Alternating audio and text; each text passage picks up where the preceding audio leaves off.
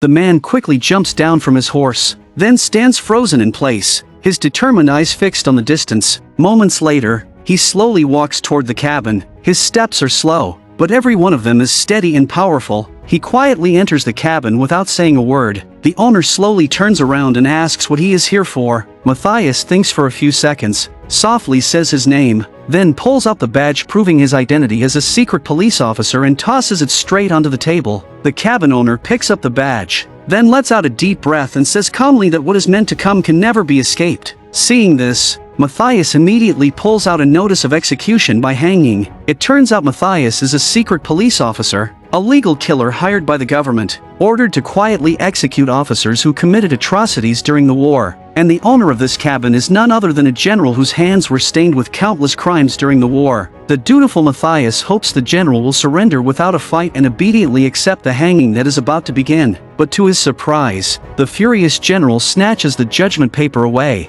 then sneers that although he is no longer a general, he still has a few loyal men willing to die protecting him. As he says this, the general quickly takes the pistol from his waist. Mathias silently looks at the general without saying a single word. Then, in the next second, Mathias stands up, slowly walks to the table, reaches out to take back his badge, then smoothly holsters his gun and quietly turns to leave. This is Mathias's 18th mission, and in his pocket, there are still 2 more execution notices. After finishing the next 2 jobs, he will complete his contract, collect a huge sum of money, retire in peace, and enjoy the good life. But things in this world are always unpredictable. After asking around for a long time and finally finding his next execution target, he unexpectedly sees a girl inside the man's home, holding a gun and angrily aiming it at several men. Just as Mathias is about to listen closely and figure out what is going on, the men suddenly turn their horses around and leave. After the men leave, the girl turns the gun toward Mathias. Mathias has no choice but to patiently explain that he has nothing to do with the men who were just there, because the girl's father is the execution target for Mathias's current mission.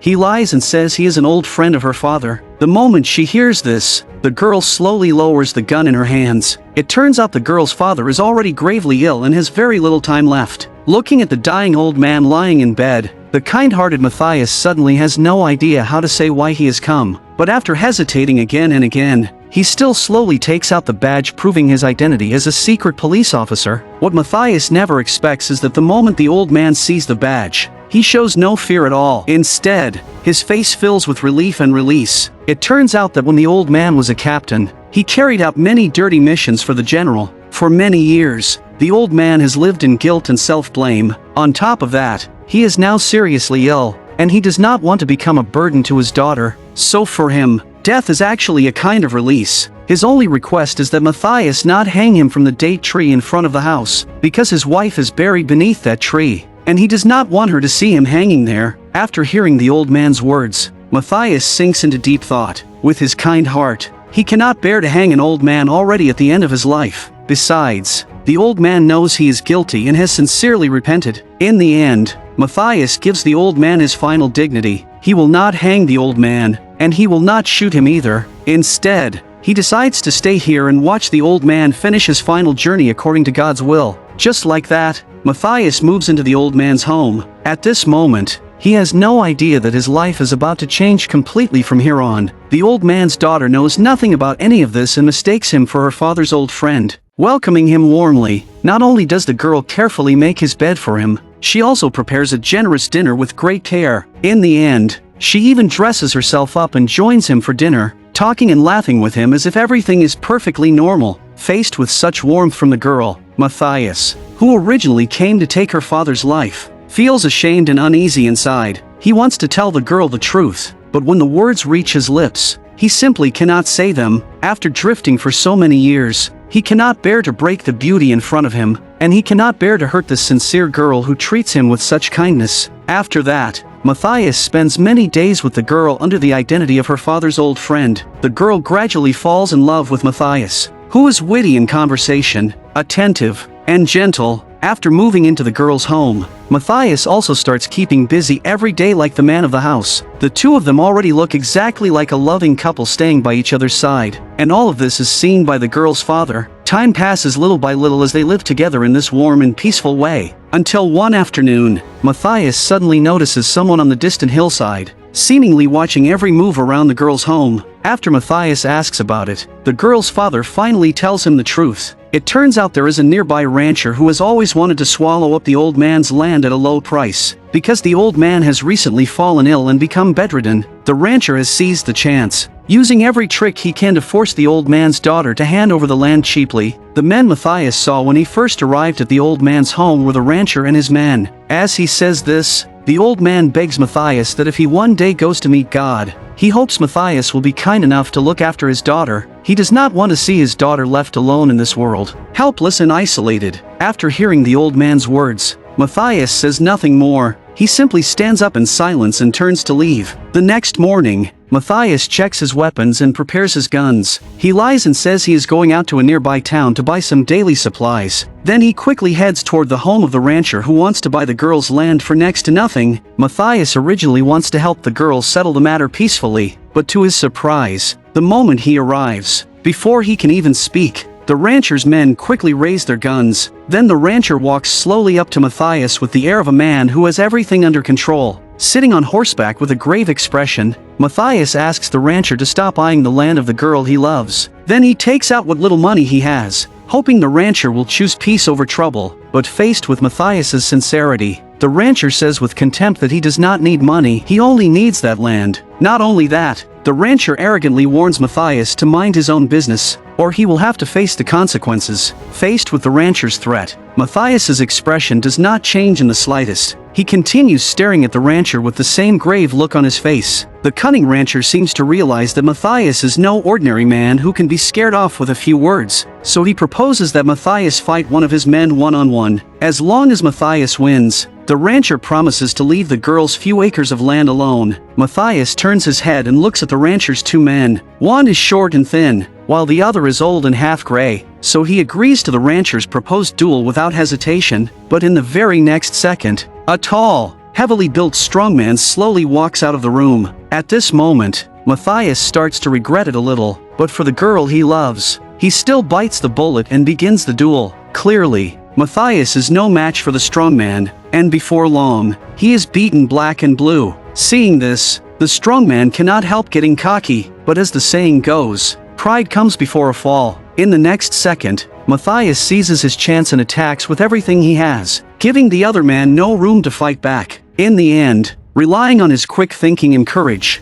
Mathias wins this wildly uneven duel. Seeing this, the rancher is furious and unwilling, but he can only accept the result and angrily drives Mathias away. Covered in wounds, Mathias ignores the pain in his body and rides quickly back to the home of the girl he loves. He immediately tells the girl the good news that he risked his life in the duel and won for her. Looking at the wounds on Mathias's neck and hands, the girl's eyes fill with heartache, and Mathias's willingness to risk himself to settle the dispute for her completely wins the girl's heart. Not only does the girl prepare warm bathwater for him, she even walks in without hesitation while Mathias is bathing and helps apply medicine to his wounds. Overcome by their feelings, the two of them finally come together, but just then, the faithless rancher brings several of his men and quietly sneaks close to the girl's home. They carry weapons and move silently, inching closer and closer to the cabin. Inside the cabin at this moment, Mathias is preparing to share an intimate moment with the girl he loves, completely unaware that danger is slowly closing in outside. Fortunately, at the critical moment, the old horse that has been with Mathias for years lets out a timely cry. Only then does Mathias narrowly shift from a target about to be ambushed into a hunter quietly waiting for his chance to strike. He seizes the opportunity and lands a clean hit. After successfully killing one man, he quickly releases the old horse. While the men are distracted by the running horse, Mathias strikes fast. The men are so busy dodging Mathias that they forget to guard against the cabin.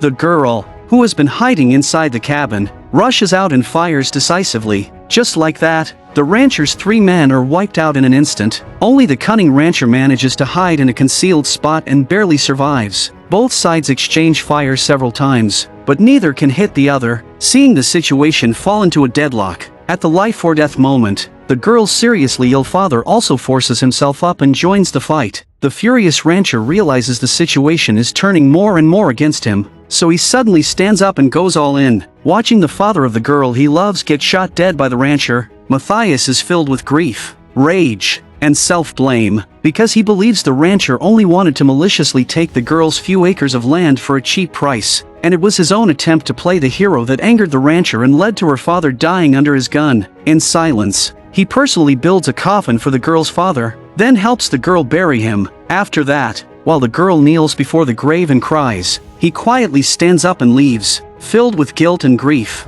he slowly walks to his old horse and takes out his final execution order, then turns his head to look at the girl he loves. At this very moment, as long as the girl says one word, even a single word, he will give up the mission, stay behind, and spend his life with her. But the girl only looks at him and says nothing. In the end, Mathias swings onto his horse and rides away at full speed. Only now, he is no longer the cold killer once hired by the government. He has become a deeply emotional man carrying a heavy attachment and a painful regret in his heart. And because of this, he can no longer calmly continue the final hunting mission of his life. After many days of searching and asking around, he finally finds the hiding place of his final target. But when he arrives, he discovers that the man he is supposed to kill has now become the town sheriff. And by now, the sheriff has completely taken control of the entire town, ruling it with an iron hand. Not only that, the sheriff also uses the power in his hands to tightly control every service business in town. The only lucky thing is that the sheriff does not know Mathias, and he has no idea that Mathias has come here to kill him.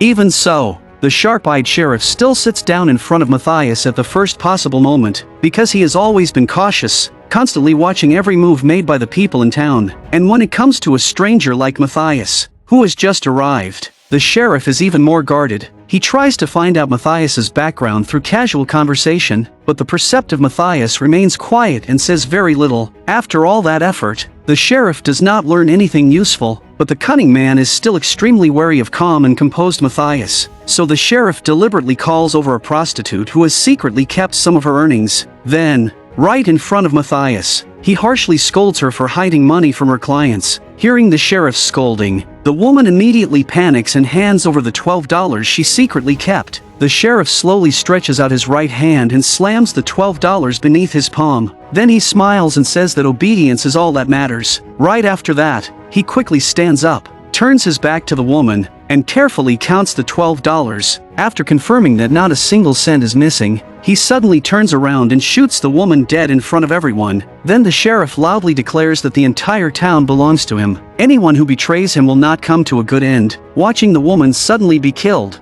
Mathias is already filled with rage. Deep down, the kind-hearted Mathias silently swears that he will bring the sheriff, who treats human life like dirt, to justice. After the sheriff finishes making his vicious threats, he slowly walks toward Mathias again. He invites Mathias to have coffee with him the next morning. Then he drains a glass of strong liquor in one gulp, turns around arrogantly, and slowly leaves. Because the sheriff is so ruthless, even late into the night, the alert Mathias does not dare fall asleep. Just then, he suddenly hears a soft knock at the door. He immediately picks up the pistol on the table, loads around, and slowly opens the door, but he discovers that the person standing outside is not an assassin, but the woman who runs the saloon. With a bottle of hard liquor in one hand and a glass in the other, the saloon owner sincerely says she wants to talk with Mathias. Only then does Mathias slowly lower his guard and put away the gun in his hand. It turns out that when the saloon owner's husband died, he left the saloon to her, but later, the sheriff forcibly took the saloon for himself. In an instant, the woman went from being the owner of the saloon to a manager who only receives a monthly wage. She tells Mathias that many people in town hate the sheriff, but everyone is too afraid to speak up.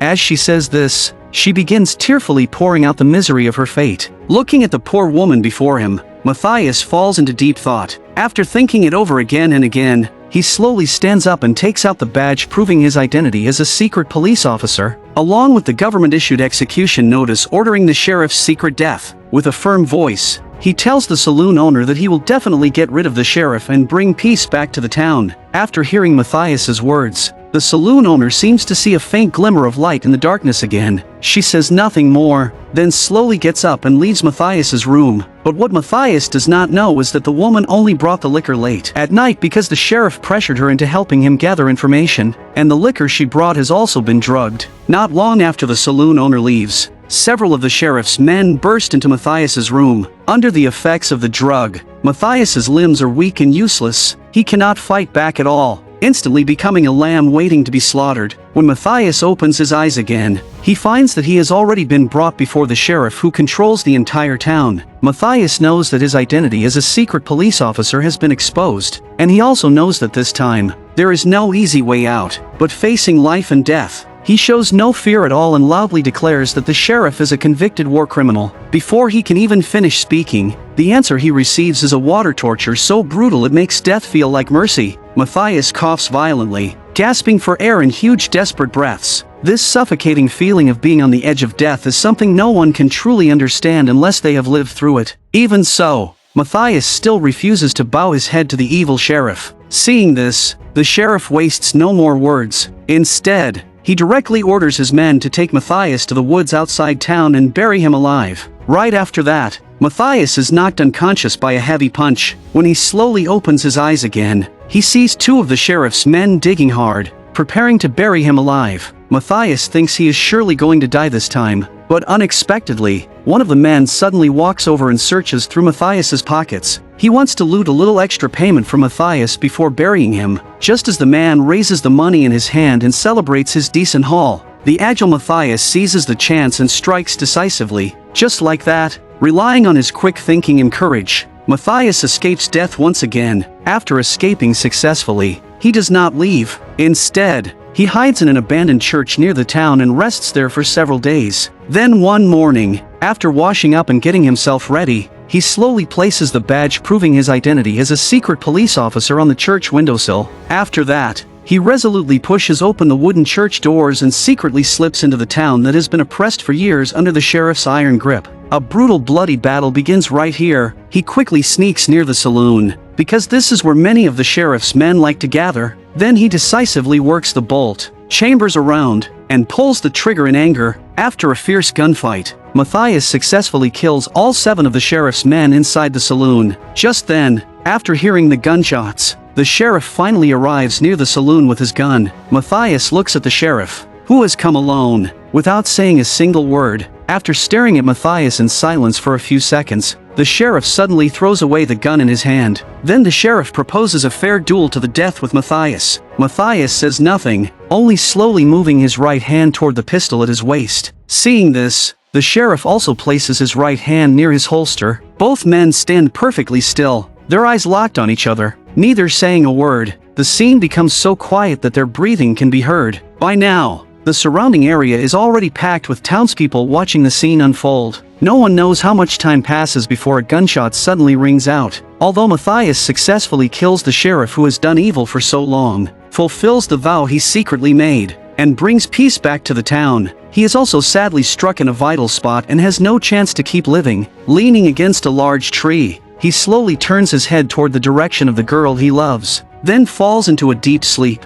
In a daze, he seems to see himself riding back to the girl he loves. He sees himself return to the place he has longed for day and night ever since he left it. He sees the girl he loves running toward him with no regard for anything else, and he sees himself slowly close his eyes in her warm embrace. Filled with love, I am a movie enthusiast, and I look forward to our next encounter.